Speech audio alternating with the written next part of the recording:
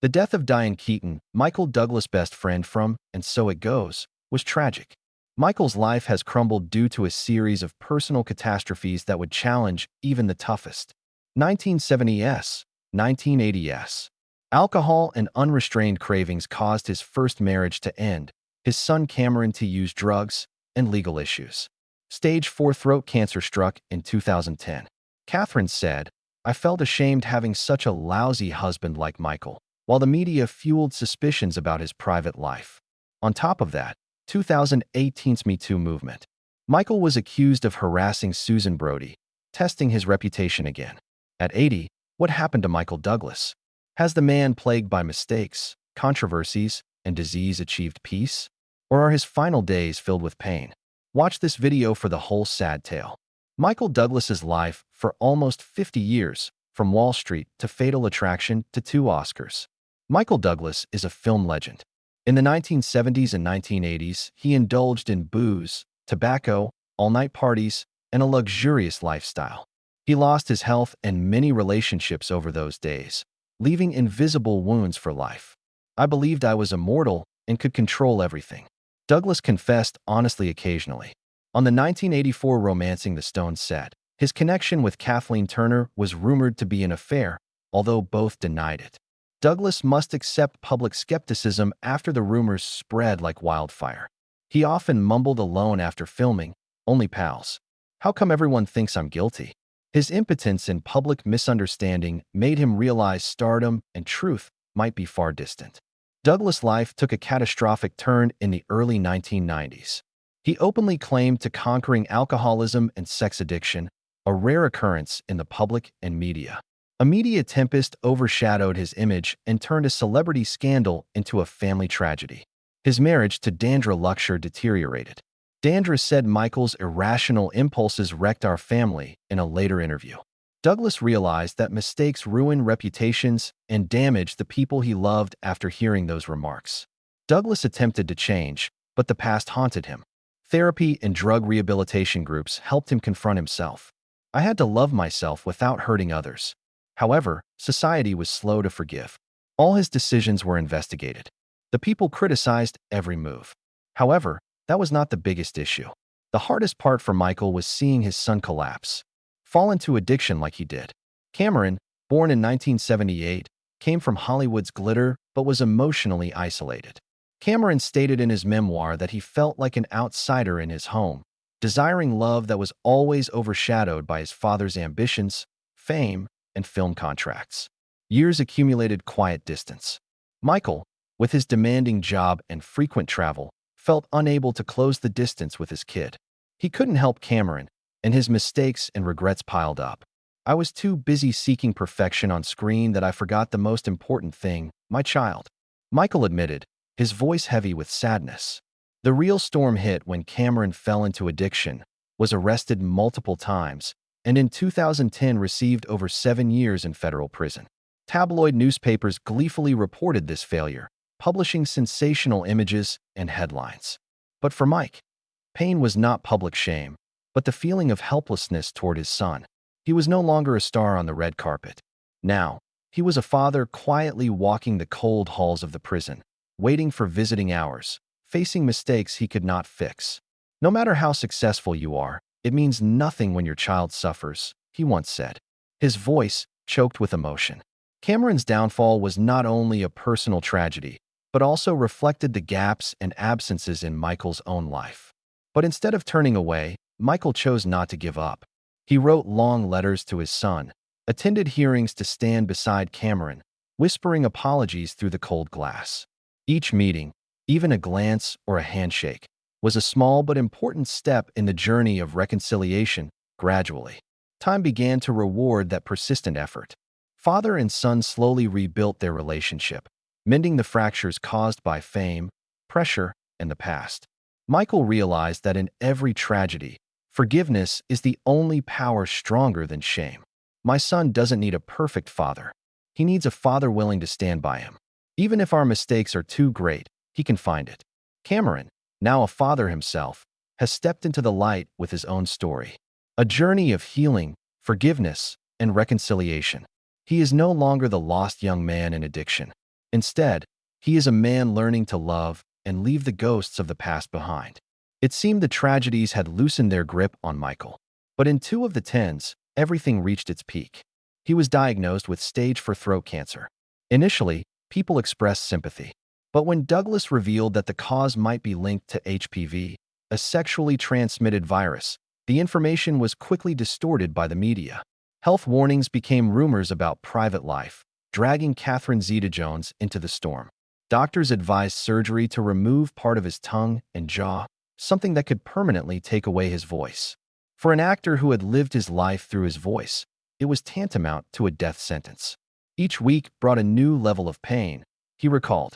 And then, instead of surgery, he chose an even harsher path. 7 weeks of chemotherapy and radiation. He lost over 18 kilograms. He couldn't eat, speak, or taste. Even soup burned his throat. Every word was like tearing when closed doors, Catherine Zeta-Jones cried. His children silently watched their father weaken, cheeks hollowed, hands trembling. But Michael still went to the hospital, still fought for them. Some mornings he couldn't get out of bed. Some nights he looked in the mirror and no longer recognized the man staring back. I thought I wouldn't survive, he said. But if I had to go, I wanted to fight. That fight became both his obsession and his final pride. His marriage with Catherine wavered. She felt humiliated and bitter as rumors cast shadows over their love. Douglas realized that sometimes the truth, instead of liberating, becomes a blade that severs family happiness. I didn't realize the truth could hurt this much, he confessed to himself in the mirror, eyes tired as they've met the reflection of a man fighting between fame. During those months, he recorded each short line in a notebook, sometimes just still breathing, or I hate this, but I'm still here. Friends drifted away, rumors spread, but amid the storm, Michael found something else, stillness. He meditated, listened to music, felt the warmth of his wife's hand, the scent of clean sheets. You don't realize how beautiful life is until you're not sure how much longer you'll live, he said. Doctors warned that even if he survived, his voice might never fully recover. But by some miracle, Michael not only survived, voice, hoarse, slower, but still the voice that once silenced the world. When he returned publicly, speaking before an audience, the room fell silent and then erupted in tears. It was not just a comeback, it was a rebirth. Michael Douglas, who had faced fame, tragedy, and death, chose the most important thing, to live in the present and cherish the gift that no 1 months of exhausting battles. Michael Douglas was finally declared cancer-free.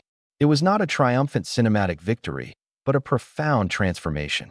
Once proud and powerful like Gordon Gekko, now became humble, mature, and full of gratitude. Every 6 months, regular checkups reminded him of life's fragility. Michael began eating more moderately, sleeping more deeply, laughing louder. And every word he spoke now carried the weight of someone who faced death and survived to tell the tale. In private moments, Catherine remained his only anchor. "We will get through every challenge together," she said, holding his hand tightly in the hospital as Douglas finished a grueling chemotherapy session. He knew his wife's love and patience were his sole defense against falling. But it continued. Michael Douglas faced another public opinion tempest in 2018 during the Have Me Too movement. Former colleague Susan Brody accused him of late 1980s harassment. Legal evidence and repercussions were absent. Public opinion immediately lured him into a cycle of criticism that threatened his reputation and career. Douglas disputed, saying it's fake. "I won't ignore lies." His denial didn't quell suspicions. In the late 1980s, writer and author Susan Brody worked for Michael Douglas's production firm. She said Douglas mistreated her in 1989 at a writing discussion at his residence in an interview. She said Douglas used filthy language and made inappropriate comments about her body throughout their work relationship, creating a stressful and unpleasant workplace. Douglas refuted the charges and called them a fabrication. He said obscene language or private chats may have made Brody uncomfortable, but it wasn't sexual harassment. He was startled that the claims surfaced 30 years later, putting him in an unfair situation. Although public opinion was divided, Douglas's wife, Catherine Zeta-Jones, supported him. She acknowledged that the claims damaged the family, but that they backed the Never Me Too campaign and women bravely coming out. Even without legal evidence, She denied the charges against her husband supporting Michael under a high-pressure media maelstrom. These claims nevertheless tarnished Michael Douglas's reputation. He faced public criticism, gossip, and suspicion, which added to the pressure on his personal life and career, which had already been through many ups and downs. This incident was also part of the Never Me Too movement, where many women bravely spoke out about sexual harassment. Despite the end, Michael Douglas's narrative raised awareness of power, responsibility, and justice in the entertainment world and reminded us that reputation and reality can be opposites.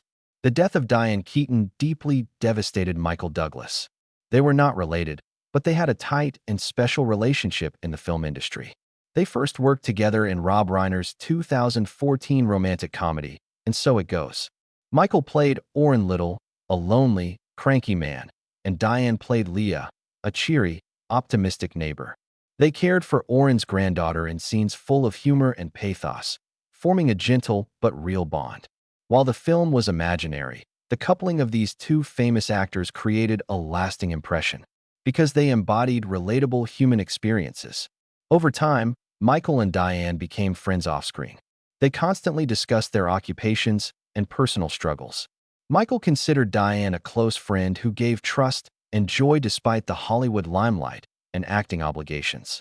Michael Douglas shared his grief on social media after Diane Keaton died on October 11, 2025, calling her a dear friend.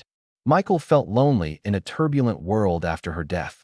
After Diane died, he said nothing, as if all the stories, joys, and sorrows he had with her were slowly fading away. What type of childhood and life did Michael have with so many storms? Explore Michael Douglas' life. On September 25, 1944, in New Brunswick, New Jersey, Hollywood-connected Michael Kirk Douglas was born. His mother, Diana Dill, was a Bermudan actress and model, while his father, Kirk Douglas, was starting his career. Michael was born into Hollywood glitz and family expectations. He had a troubled childhood.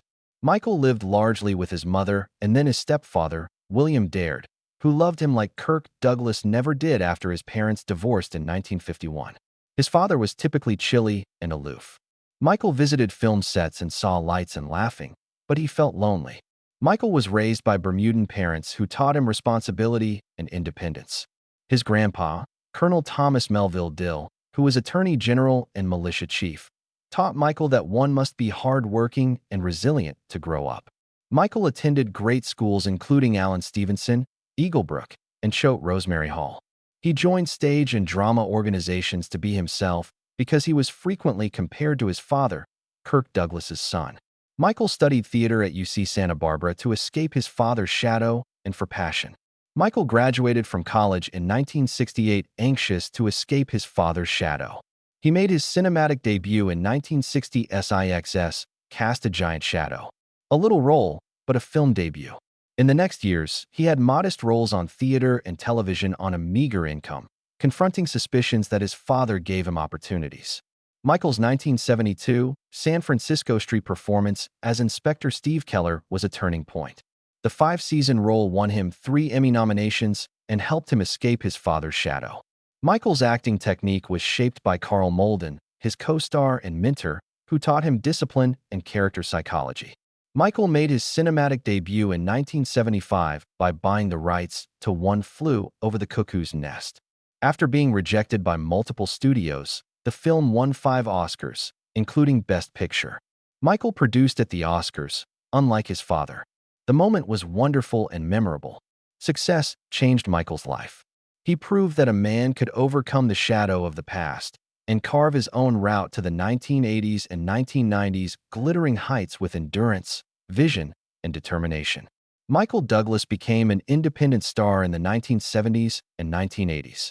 His 1979 film The China Syndrome, which he co-produced, was a hit. He became a symbol for society's darkest anxieties after the 3 Mile Island nuclear tragedy days after its debut.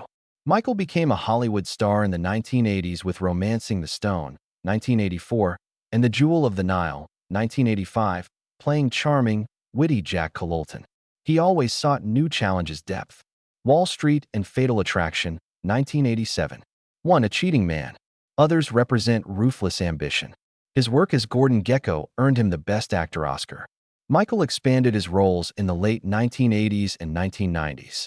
War of the Roses, Black Rain, Basic Instinct, Falling Down, Disclosure. In lighter roles like The American President, 1995, and The Game, 1997, he handled complex ethical issues reflecting social problems while keeping inner depth. Douglas kept stretching himself in the 2000s with roles in Wonder Boys, Traffic, Don't Say a Word, The Sentinel, King of California, and Solitary Man. His 2013 turn as Liberace in Behind the Candelabra earned him a Golden Globe, Emmy, and SAG Award, proving that he was still a top performer at 60. Douglas always adapted to new jobs. He played Dr. Hank Pym in Ant-Man, 2015. Quantumania 2023 bring generations of viewers together by giving the superhero character unusual life experience and psychological depth. Michael shined on TV with the Kaminsky Method 2018 in his latter years. He won the 2019 Golden Globe for his funny yet deep portrayal of old age as Sandy Kaminsky, uniting worldwide audiences through true human experience and spectacular effects. Michael Douglas's final two picks, Hank Pym and Sandy Kaminsky, showed his versatility and resilience. He remains relevant in popular culture while pursuing tough roles, proving he is a Hollywood great and an ever-changing artist. Michael Douglas won practically every major prize over 50 years. 2 Oscars, 5 Golden Globes, 1 Emmy, the American Film Institute's Lifetime Achievement Award, and a Hollywood Walk of Fame star. He left multifaceted characters. From Gordon Gekko, Dan Gallagher, Nick Curran, and Sandy Kaminsky, each representing society at the time but bearing Douglas's unique imprint, making his career a life art mirror. Despite his successful profession, Michael's personal life was plagued by several storms, starting with his first marriage to Deandra Loser, which left the greatest scars. They met at Carter's 1977 inauguration. Marriage followed soon later. They had their first son, Cameron, a year later, hoping he would be different from his father. A hectic job, film projects, and extended trips kept Michael from his family. Michael engaged in booze, drugs, and Hollywood temptations. Deandra felt lonely, and Cameron silently watched the distance develop. A chasm formed in the marriage. A 1980 skiing accident exacerbated the instability, and by the late 1980s, their marriage was only formal, with them smiling on the red carpet. The stillness was 2 decades long and distant. Cameron used drugs because he felt abandoned as a child, making major blunders in his life. Michael saw his son's pain as his own childhood's emotional gap and Kirk Douglas' absence. He said, "I failed as a husband and absent parent." Hidden from the public, this failure tormented him for years. Following 22 years together, Michael and Deandra split in 2000 following quiet conflict. The large and expensive divide garnered notice. Deandra was compensated $45 million and given part of the Majorca villa. Once a mansion, chaotic time. Michael's lone son Cameron was raised in luxury but unloved. Dinners without his father and birthdays celebrated with hasty calls caused profound emotional wounds, driving him to drugs and life blunders, echoing Michael's childhood ghost. The 1998 Deauville Film Festival introduced Michael to Catherine Zeta-Jones. He said, "I want to be your father," for the first time.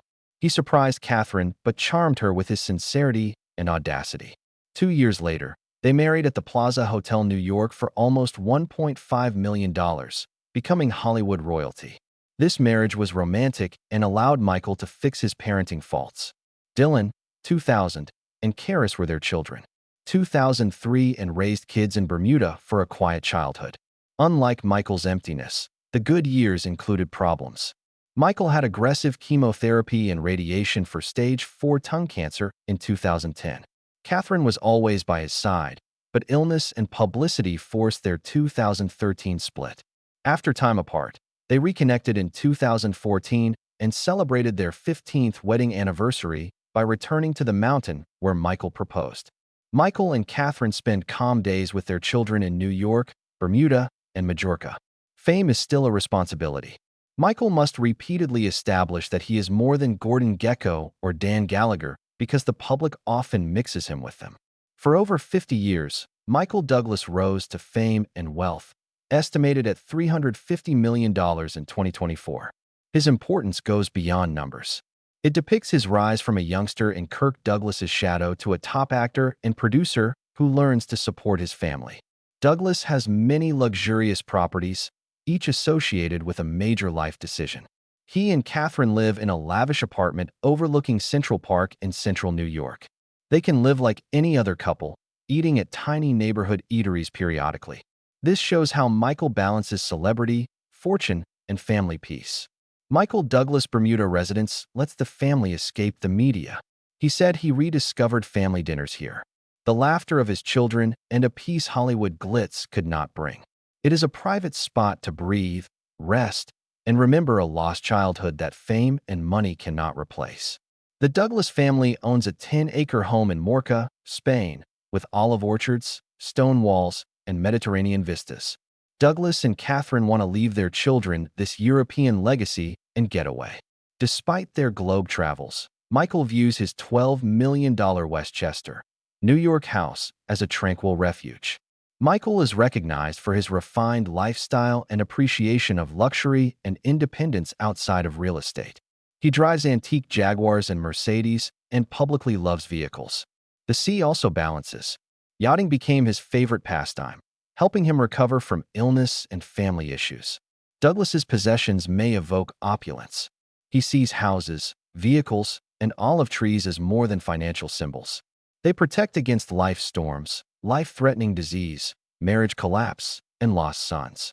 Movies made Michael Douglas famous, but his social and charity endeavors made him influential. He and his father, Kirk Douglas, formed the Douglas Foundation, one of Hollywood's oldest and most generous nonprofits, donating tens of millions to healthcare, education, and community arts. Douglas felt obligated to give back to society after inheriting a family legacy. Douglas was a UN Goodwill Ambassador for nuclear disarmament, participating at conferences and public campaigns to raise awareness of nuclear risks.